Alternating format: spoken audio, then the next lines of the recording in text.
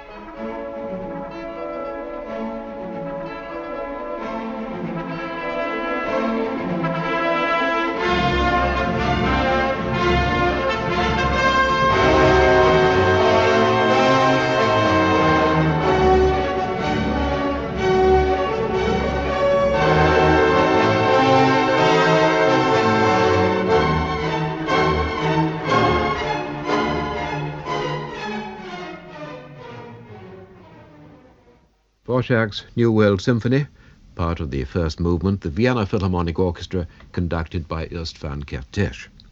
You're a Scot, of course, Deborah. Yes, I am. You spent your childhood in Scotland? Well, only until I was 5. So, that's not very long, and then moved south to Surrey. Yes. And I'm a gypsy. I've lived all over the world, gone to school in Bristol, lived here, there, and everywhere. You nearly found yourself in the civil service, I believe.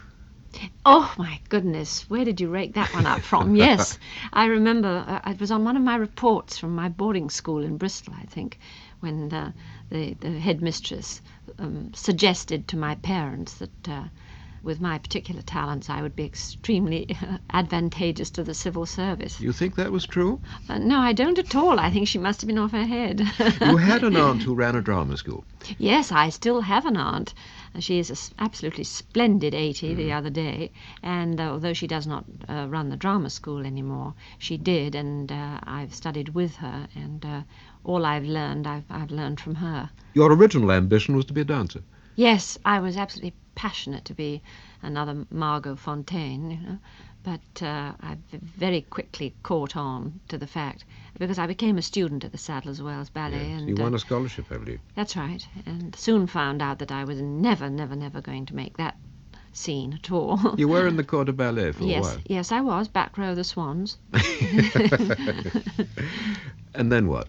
Well, I think reasonably intelligently realizing I was never going to achieve the heights, nor the discipline, nor had I started training early enough to be a prima ballerina, I returned home, and then decided to, I wanted to be an actress. I was always better at the acting bits of ballet anyway.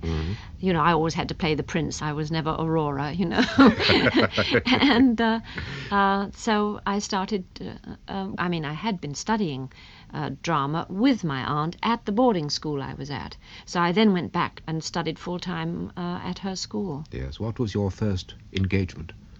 Well, my first engagement as such in public was over the radio during the war from the west of England.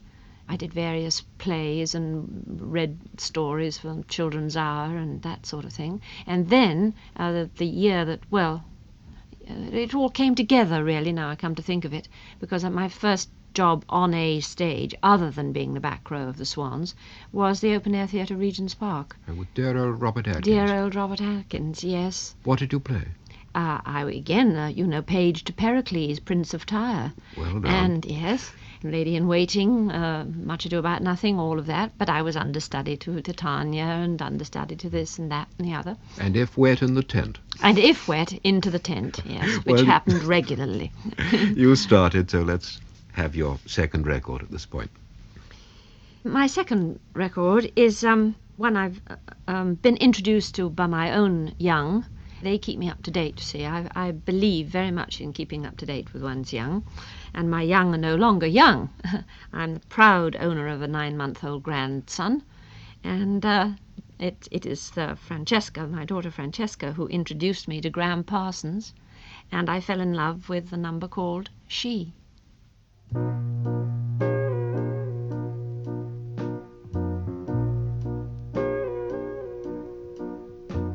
She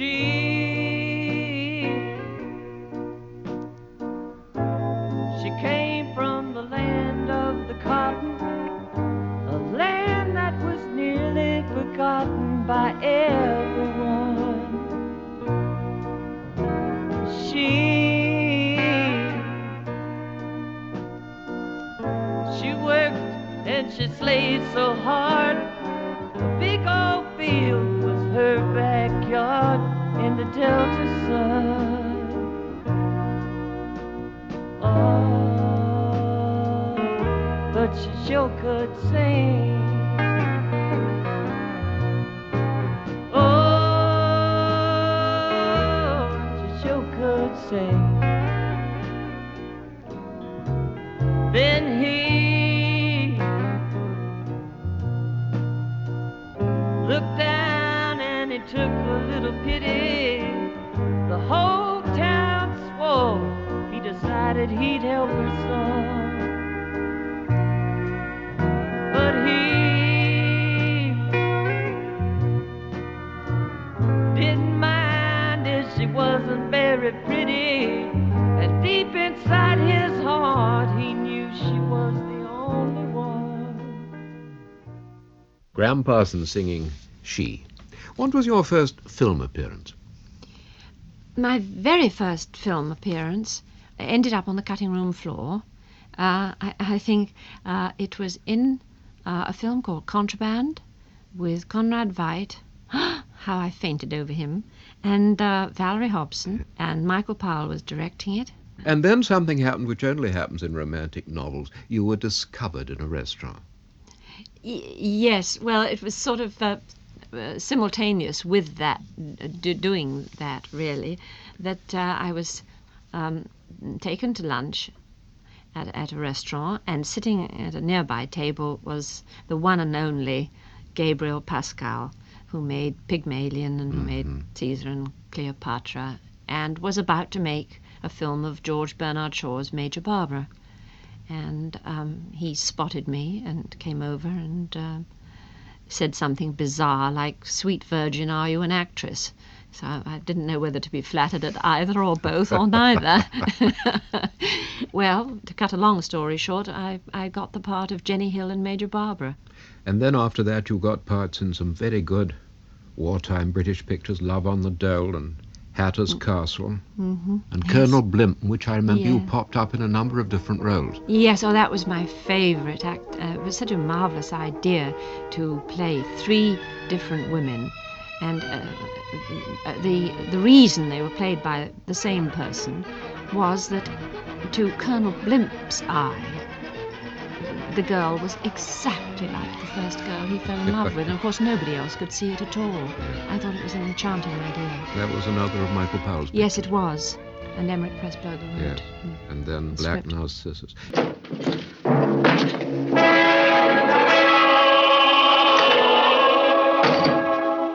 You can't order me about. You have nothing to do with me anymore. I know what you've done. I know that you've left the order. I only want to stop you from doing something you'll be sorry for. Sister Philippa is going back in a few days' time. I want to send you with her. That's what you would like to do. Send me back and shut me up. That's what you would all like to do.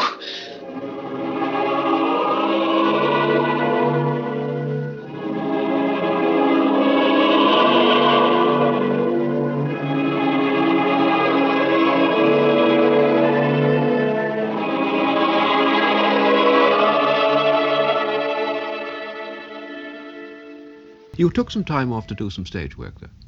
Yes. When was it? 1942, I think. Heartbreak that I House, did I was Heartbreak thinking of. House, yes. North Shore. That's right. And then off with Enser. That's right, with Gaslight. Mm-hmm. Yes. It's time we had another record. What are you going to choose next?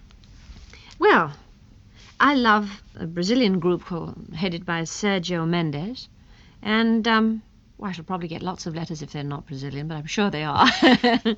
But there's a particular number that I like of theirs called Fool on the Hill.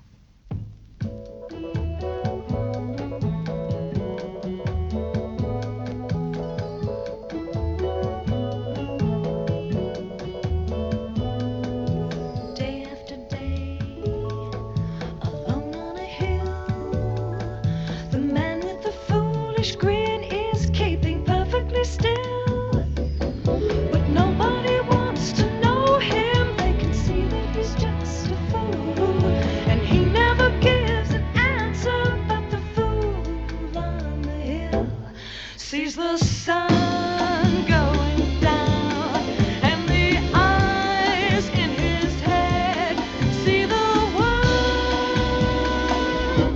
spinning round.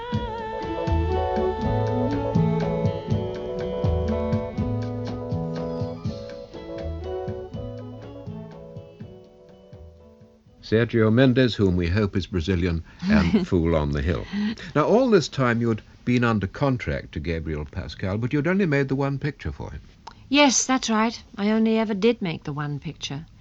Oh, there was a lot of talk at one time that I might do, I think Vivian Leigh fell ill or something, and Pascal said, do you not think, sweet virgin, he was still calling me a virgin, that you could lose 10 pounds and play Cleopatra? But that came to naught because Vivian, rest her sweet soul, she did play it very beautifully. And Hollywood was beckoning anyway.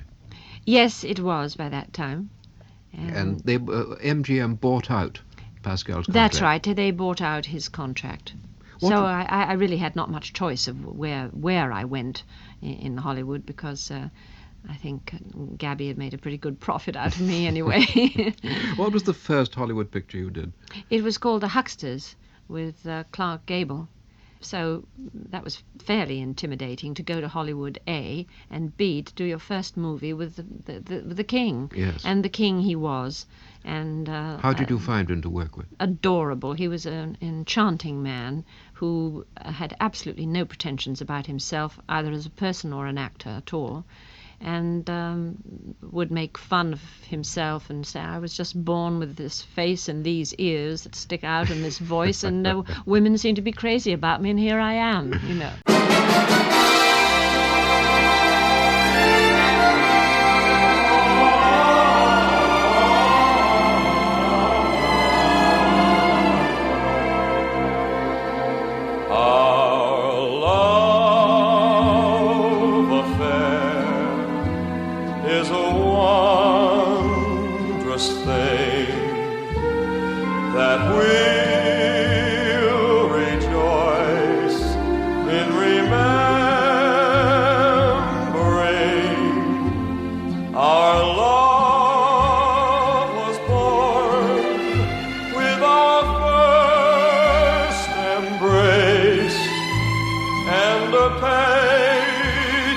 Torn out of time and space. Our love affair, may it always be a flame to burn through eternity. So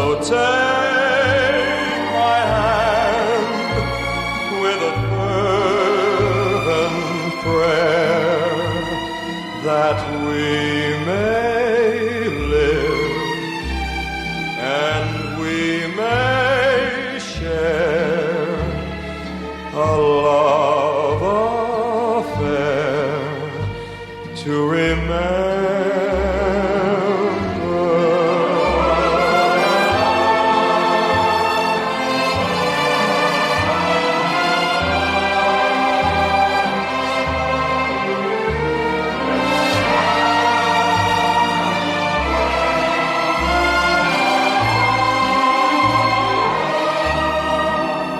So take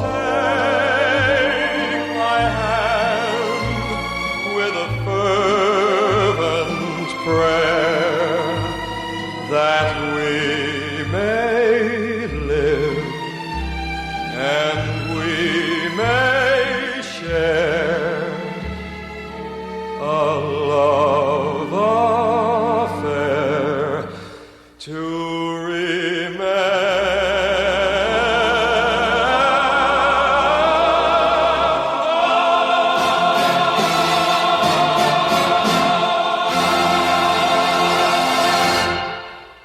MGM worked you very hard, didn't they? They did work me very hard indeed. But I was there, at a wonderful time. Yes. There was one film you made which was fairly rough, tough, and terrific for its day. That was From Here to Eternity. Yes, indeed. Well, that was what's known as the break point. I was tremendously lucky to get that part because it didn't break, it shattered the mold. And coming at the same time as the movie came out, I went to Broadway and appeared in Robert Anderson's play Tea and Sympathy, which was also, for its time, a shocker.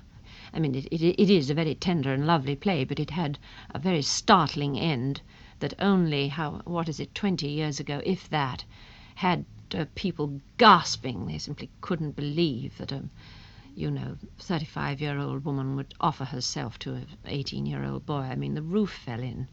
And today, I mean, it's the norm, isn't it?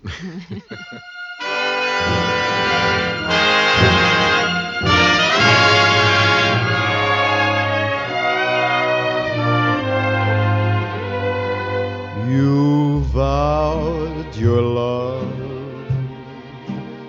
from here to eternity,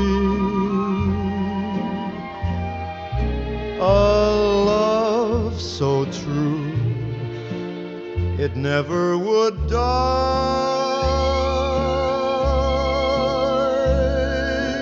You gave your lips, gave them so willingly. How could I know your kiss meant goodbye? Now I'm alone with only a memory.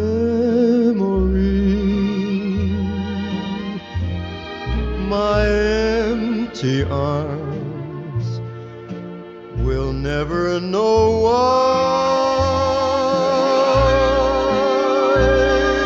Though you are gone, this love that you left with me will live from here to eternity.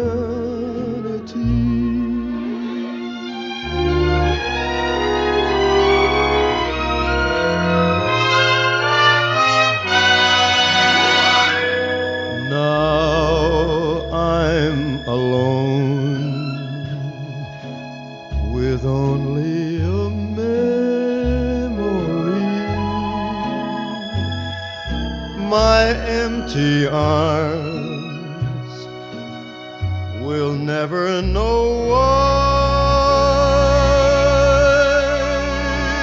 Though you are gone, this love that you left with me, this endless desire,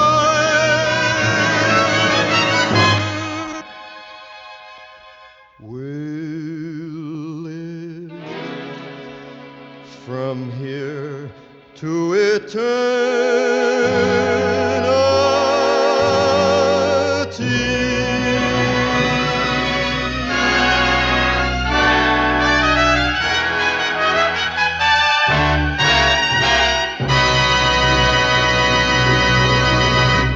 Record number 4. Record number 4. Well, it fits in rather well. As you will notice, I'm very partial to Spanish and Latin songs, and this is called Historia de un Amor, the story of a love, by Lucio Gatica, and I find it very moving and very touching.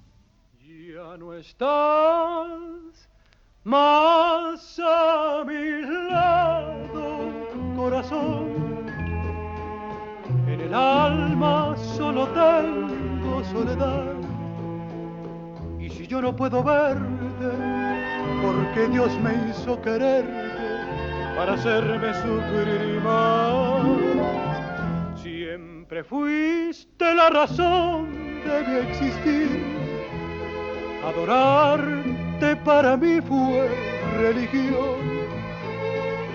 Y en tus besos yo encontraba el calor que me brindaba el amor y la pasión.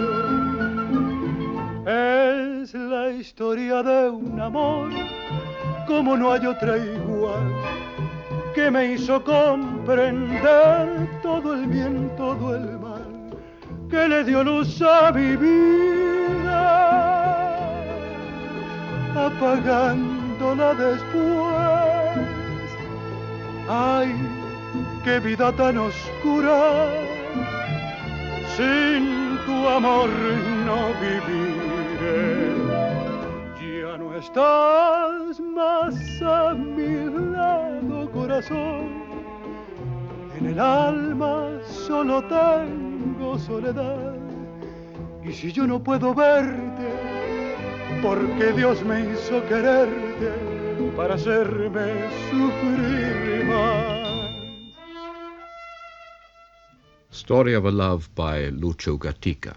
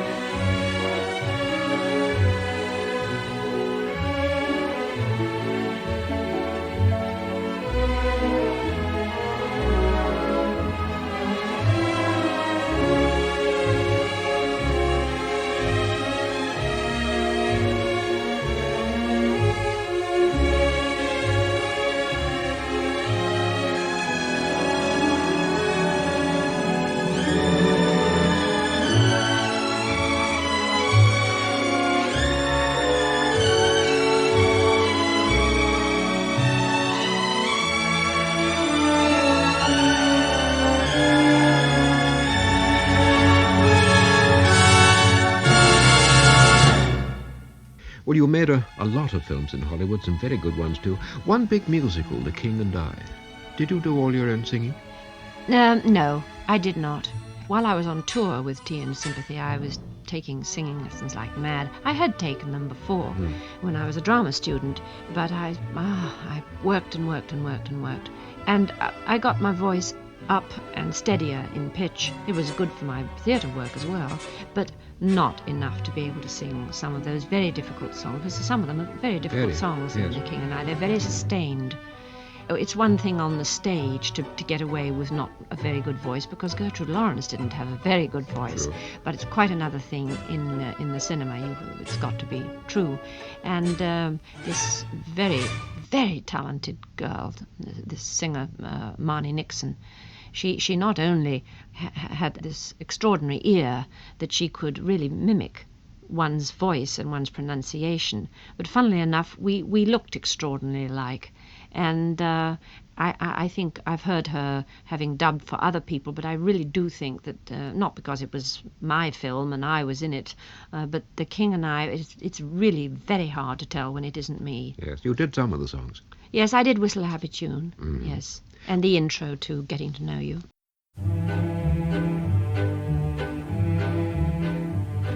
Whenever I feel afraid, I hold my head erect and whistle a happy tune so no one will suspect I'm afraid. While shivering in my shoes, I strike a careless pose and whistle a happy tune, and no one ever knows I'm afraid. The result of this deception is very strange to tell, for when I fool the people I fear, I fool myself as well. I whistle a happy tune, and every single time the happiness in the tune convinces me that I'm not afraid. Make believe you're brave, and the trick will take you far. You may be as brave as you make believe you are.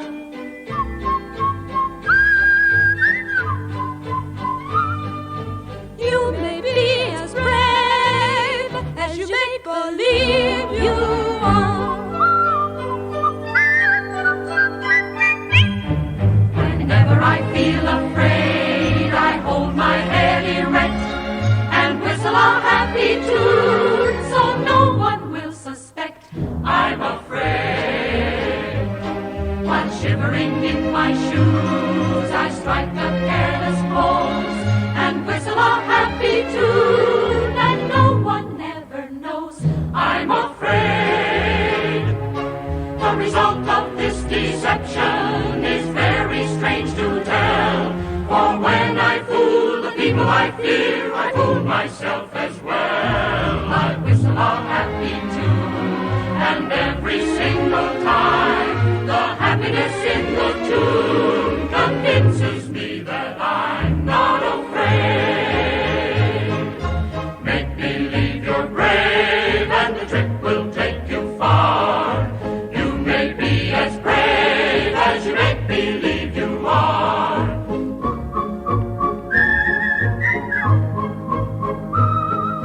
You may be as brave as you make believe you are.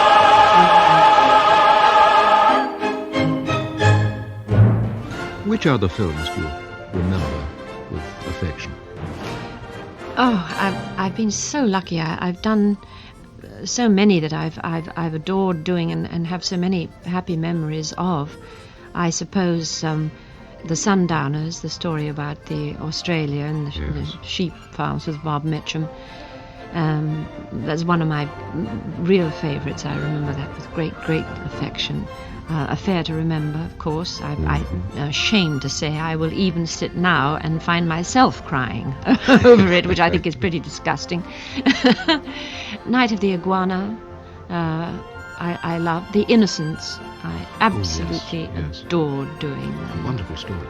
It was a wonderful story, and I think Jack Clayton's interpretation of it was quite brilliant, and it was desperately overlooked. We lay, my love and I, beneath a weeping willow, but now alone I lie and weep beside the tree, singing, oh, wail, oh, waily, by the tree that weeps with me, singing, oh, wail, oh, waily, till my lover returns to me.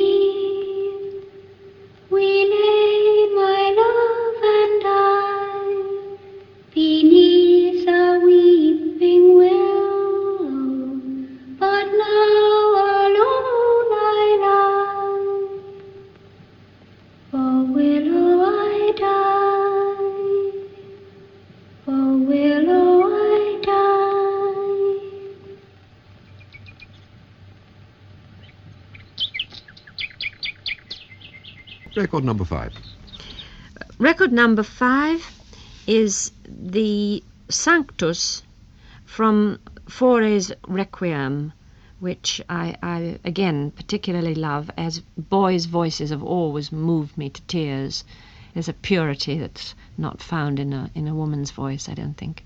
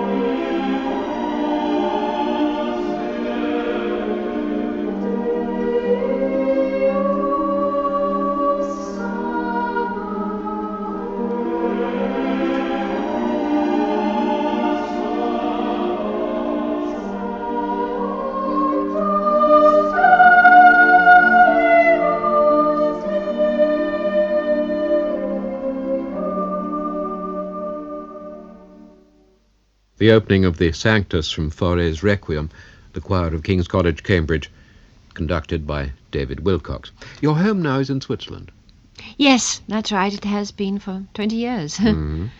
And you've been doing a lot of stage work in recent years. You were in London with The Day After the Fair a few years ago. Yes. And now in London you're playing Shaw's Candida with enormous success. Are you enjoying it? Oh, yes. You look as if you are. I don't remember when I've had such a happy time. One never suspects when you read on the flat page, you read Candida, how much the old man, George Bernard Shaw, put into that little play, because it is quite a short play. Mm-hmm. And it wasn't until I started working on it, and all of us started working on it, that we realized how much depth it contained and on how many levels it was written.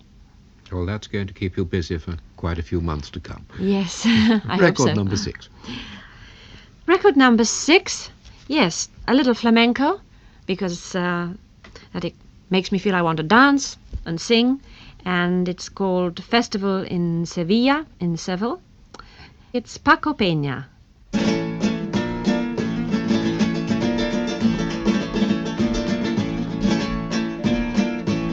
Ay, dame la manta, baby, a la hierba, quiero dormir el suelo con las estrellas, que ya no me deben ver noche bella. Noche canta cuando todo el mundo duerme, y a mí me encanta, los árabes se vienen, y a mi garganta. Cantaré.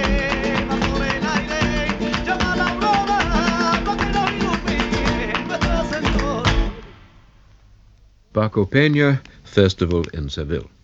From all your travels, all those glamorous locations, there must have been a few which gave you some ideas for making yourself comfortable on a desert island. Could you manage? Could you look after yourself?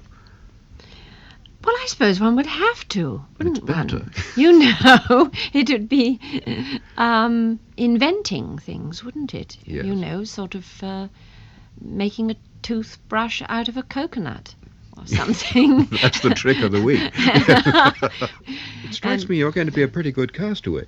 Would you try Yes, to... I think I am now, because I can fish, and I know how to grill it, and I can rub 2 sticks together and make a fire, can't I? You can do it. You've done it. Yes, I've done it. Yes. Would you try to escape? No, I don't think I'm that good a swimmer. And unless a friendly dolphin came by that I could get astride and go off on. I think that's unlikely. You better stay where you are. Separate tables,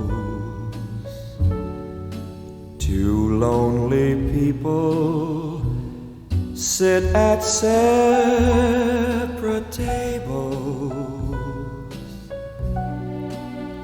They sit across the room, so near and yet so far. How casual they are. Still I can see he wants her so, but he's afraid to let her know. Separate tables, they were not meant to be at separate tables. And yet, if he loves her as much as I love you, I'm sure of what they'll do.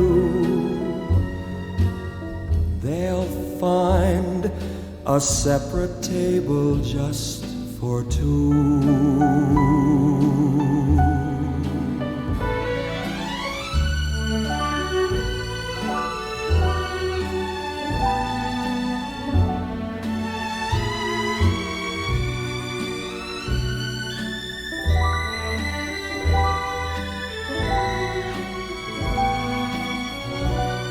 And yet, if he loves her as much as I love you, I'm sure of what they'll do.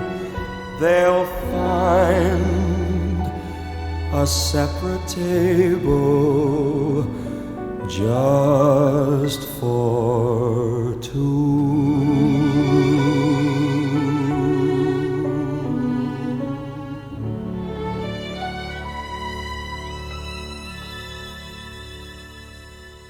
Record number 7. I would love to play Gentle on My Mind by Glenn Campbell.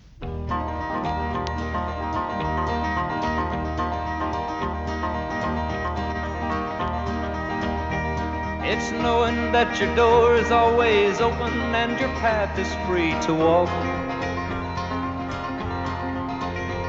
That makes me tend to leave my sleeping bag rolled up and stashed behind your couch. And it's knowing I'm not shackled by forgotten words and bonds and the ink stains that are dried upon some line. That keeps you in the back roads by the rivers of my memory. It keeps you ever gentle on my mind. It's not clinging to the rocks and ivy planted on their columns now that bind me, or something that somebody said because they thought we'd fit together walking. It's just knowing that the world will not be cursing or forgiving when I walk along some railroad track and find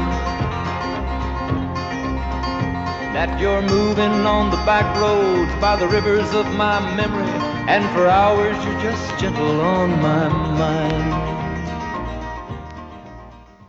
Glenn Campbell. And now we come to your last disc. What's that? Well, it is one to sort of uplift me, because when every time I hear it I feel I'm soaring towards the skies, and it is the Bach Toccata.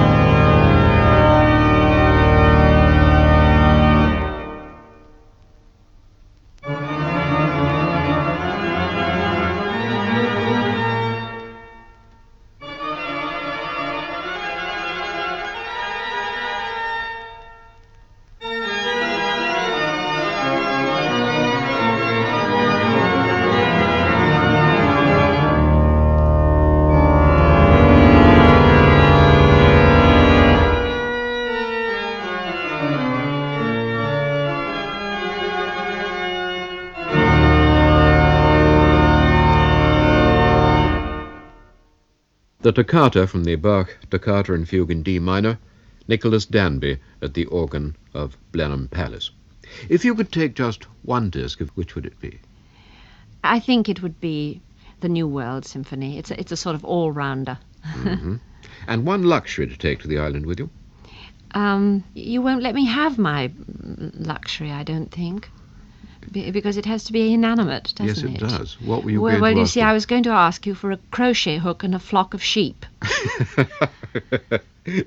Crochet hook, yes. Flock of sheep, no. All right, but can I have the wool off the flock of sheep? Yes, because you indeed. see, that will keep me busy, and I can make all kinds of bikinis and heaven knows what else. Yes, and one book, putting aside the Bible and Shakespeare, and we don't allow big encyclopedias either. I thought I would like to take the complete Oxford Dictionary, because I'm fascinated with words, and I'm never bored reading and finding a new word and where it came from and what its derivation is and why we use it, etc., etc. Right. The complete Oxford Dictionary in all those volumes.